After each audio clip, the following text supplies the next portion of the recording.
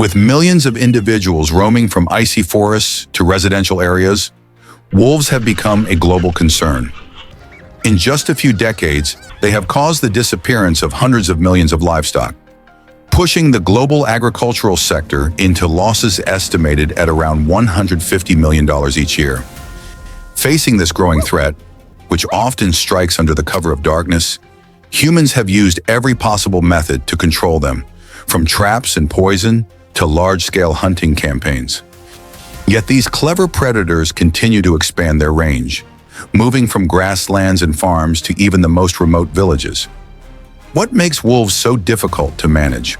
Are our hunting and defense strategies gradually closing the gap? This is not only a struggle for survival, but also a test of human intelligence and organization. Join Mandarin Tech as we explore effective wolf control strategies before these predators move truly beyond our control.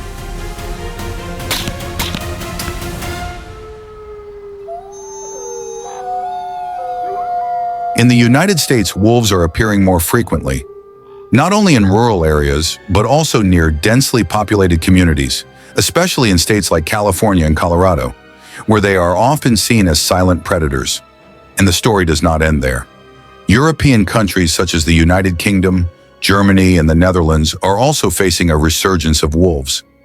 Reports of livestock attacks, crop damage, and disruptions to local ecological balance have increased in several regions. To manage the situation, wolf hunting has been legalized in certain areas. Experienced and trained hunters are assigned to carry out these efforts, although the methods and frequency vary depending on local regulations and environmental policies. But what if controlled hunting, rather than being just a reaction, could become part of a broader solution to help maintain natural balance? Stay with us, because what comes next may surprise you. Wolves are among the most flexible, opportunistic predators on the planet. They can feed on rabbits, chicks, insects, and even garbage found around farms. Measuring between 1 and 1.5 meters in length and weighing 25 to 40 kilograms, wolves have strong, muscular bodies and a thick, double-layered coat that provides insulation, allowing them to adapt to almost any environment. Their fur also holds significant value in the textile industry. Their high adaptability and non-selective diet have made wolves a constant threat to farms. In just one night, they can attack flocks of sheep or livestock, leaving barns in chaos as if a large-scale raid had taken place. But the danger is not limited to rural areas. Wolves are becoming increasingly bold, entering residential neighborhoods, garages, and backyards. And if a door is left open, they will not hesitate to step inside. Driven by persistence, wolves will move into any place where they detect food, warmth, or even the slightest opportunity. More concerning is the fact that they can carry dangerous diseases such as rabies, intestinal parasites, staphylococcal infections, and leptospirosis.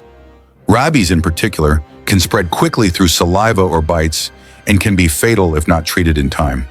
There have been cases where a single bite from an infected wolf forced farmers to cull entire herds of livestock. For this reason, many experts and local hunters have chosen a more direct solution: the use of firearms. They do not have to wait all night in the darkness. A single accurate shot can remove the threat. The strategy is clear, fast, and gives a sense of control in the confrontation with predators that operate under cover of night. The most effective times for hunting are usually at dusk or before dawn, when wolves are actively searching for food. Winter is often considered the most favorable season, as the scarcity of prey makes wolves more likely to approach farms and open areas. At the same time, their thicker winter coats have higher commercial value if used for fur. In many U.S. states and several European countries, wolf hunting is permitted year-round, although winter remains the preferred season due to the better quality and greater value of the fur. Wolf hunting is not a matter of luck, but a carefully planned process. Hunters often use small to medium caliber rifles, such as the Remington 700 or Ruger American, which are known for their high accuracy. These rifles are usually equipped with optical scopes to identify targets at distances of around 200 meters or more. In low-light conditions, Hunters may also use night vision scopes or thermal cameras, allowing them to detect wolves even in complete darkness. The choice of ammunition is also important.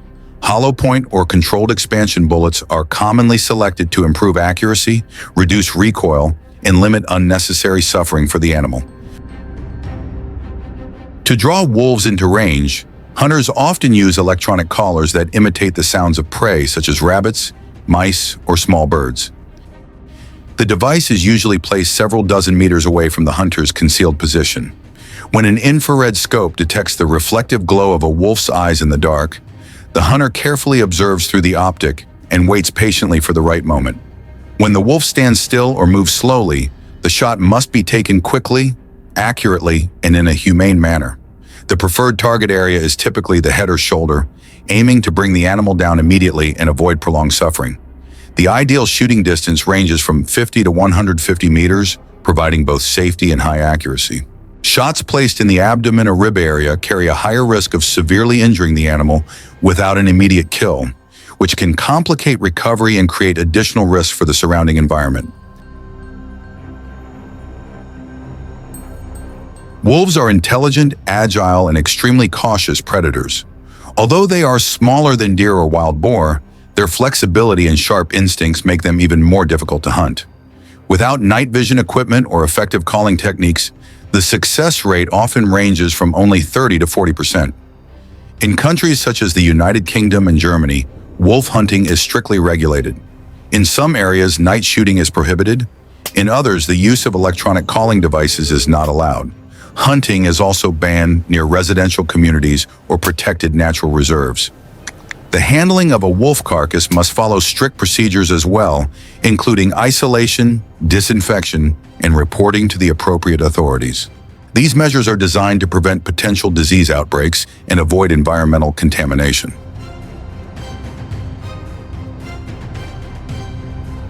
The goal of hunting is not to completely eliminate predators, but to maintain wolf populations at a balanced level. When carried out in a controlled way, under the supervision of authorities and with the agreement of local communities, wolf hunting becomes an important part of ecosystem management. It helps protect agricultural production and supports a sustainable balance between human activities and the natural environment over the long term.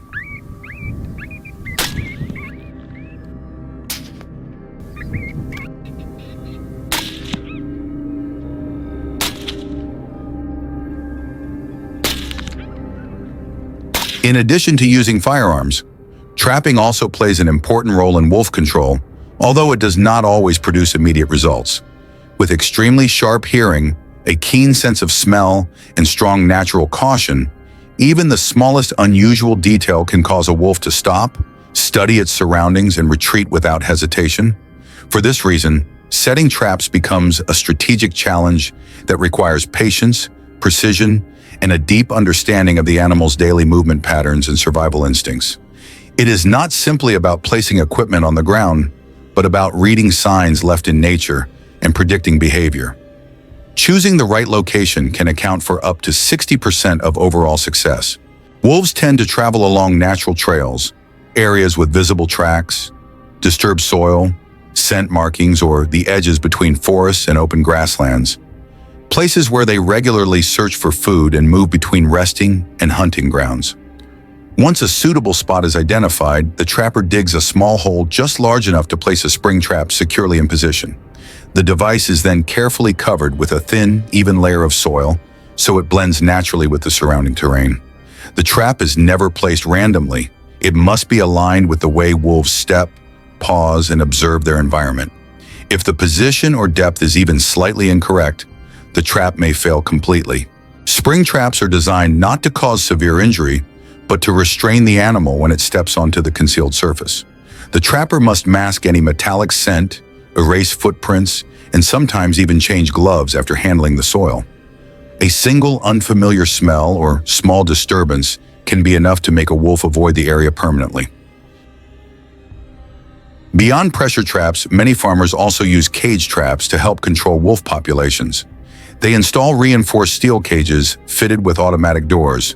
When a wolf steps lightly on the trigger plate positioned in the center, the door immediately drops and locks, keeping the animal safely inside. Bait is usually fresh, raw meat hung toward the back of the cage to trigger the wolf's natural hunting instinct and encourage it to enter fully before activating the mechanism. However, a cautious animal like a wolf will not easily approach an obvious trap. For this reason, the cages are carefully camouflaged with dry leaves, branches, grass, or natural forest debris, so they blend into the surrounding landscape. Farmers often place motion sensor cameras near the trap sites to monitor activity without disturbing the area. In this quiet battle of awareness and patience, even a slight movement, unusual scent, or misplaced object can cause a wolf to turn away and disappear without leaving a trace. Once the cage door closes, the responsible handler approaches carefully, using a long control pole to maintain a safe distance and reduce stress for both the person and the animal. Even so, the process does not always go smoothly. Wolves are strong and intelligent. They may struggle intensely or attempt to escape if any weakness exists in the structure. A typical setup may require 3 to 5 days of monitoring per hectare, with 10 to 15 cages arranged strategically across travel routes. Success rates generally range from 40 to 60% and tend to be higher during winter, when food is scarce and wolves are slightly less cautious. When properly designed, carefully camouflaged, monitored with cameras, and handled under strict safety procedures, cage trapping can improve control efficiency while minimizing injury risks. In some cases, captured wolves may be relocated or transferred to conservation centers. In this way, the strategy helps protect livestock while maintaining ecological balance. To turn a threat into an asset, Australian farmers must first win a critical game of strategy. Before any trap is ever set, they have to read the invisible map wild boars leave behind on the ground. These animals rarely move at random. They tend to follow low-lying areas, dry creek beds, seasonal wetlands, and the edges of dense bushland, places that offer water, food, and a safe escape route. Their presence is easy to spot. Large, wet footprints pressed into the soil, and deep, torn-up furrows that look as if heavy machinery has passed through. This is not yet the moment to set a trap. It is the moment to build trust. Baiting is an art form, a silent introduction between humans and one of the most intelligent invasive species on the planet. As natural omnivores, wild boars are drawn to many kinds of food: dry corn, fermented corn, leftover vegetables, and strong, sweet scents like molasses. The sharp smell of fermented corn carries through the night air, becoming an irresistible invitation for roaming herds. Hidden around the site, infrared cameras quietly record every movement and stream live footage to the trapper's phone. Over the course of 7 to 10 nights, the boars return again and again, forming a routine and slowly losing their natural caution. But one rule can never be broken: the bait must always be there. If the food disappears for even a single night, all trust collapses. And when that happens, the boars vanish, taking with them days of patience and careful planning. Once the herd has fully grown, accustomed to the bait site, the game truly enters its decisive phase. Only then does the trap begin to take shape, not abruptly but gradually, appearing as if it were a natural part of the landscape. The most commonly used design is the circular corral trap, with a diameter of up to 10 to 12 meters and walls over 1.5 meters high, large enough to enclose an entire herd of dozens of animals in a single capture. Heavy steel panels are anchored deep into the ground to withstand violent impacts, while the gate is remotely controlled and triggered only when most of the herd has moved inside. The entire structure is carefully camouflaged with branches, soil, and dry leaves, blending seamlessly into the surrounding environment, quietly waiting for the perfect moment. If you think the battle to reclaim the fields ends the moment the trapdoor slams shut, that's the very mistake many people have made and paid for. In reality, the instant the gate closes is only the starting line of an entirely new race, where every minute and every decision can mean success or failure. Once trapped, feral hogs immediately panic. They slam into the walls, squeal, and release alarm calls that can carry hundreds of meters through the night. Just one sound escaping the enclosure is enough to alert other herds in the area, causing them to change routes, feeding times, or abandon the zone altogether for weeks. That's why speed and silence become absolutely critical. The response team must approach the trap in complete silence, usually within 1 to 2 hours after the gate drops. Large barrier screens are set up to block sight lines and dampen noise. Every action is deliberate and precise, using specialized equipment to end the process quickly and minimize stress. On the remaining animals, there is no room for hesitation. Afterward, the carcasses are quickly inspected, assessed, and loaded onto specialized trucks with high sides and sliding floors, ready to leave the forest as fast as possible. With feral hogs, creatures driven by instinct and resistance, every step is a mental chess match. One small mistake can undo weeks of careful control. For those who have fought this battle for years, the truth is clear. This is not simply capture or eradication. It is the art of managing the wild, where discipline, precision, and restraint must always come before instinct. In the end, wolves are not only a symbol of the wild, but also a test of how humans manage nature. They are intelligent, highly adaptable, and always able to find gaps in our systems. The confrontation, therefore, is not simply about hunting or driving them away, but about finding a balance between conservation and protecting livelihoods. When strategies are built on data, coordination, and ecological understanding, humans do not need to eliminate wolves in order to control the risks. If you would like to explore more stories like this, please like and follow Mandarin Tech.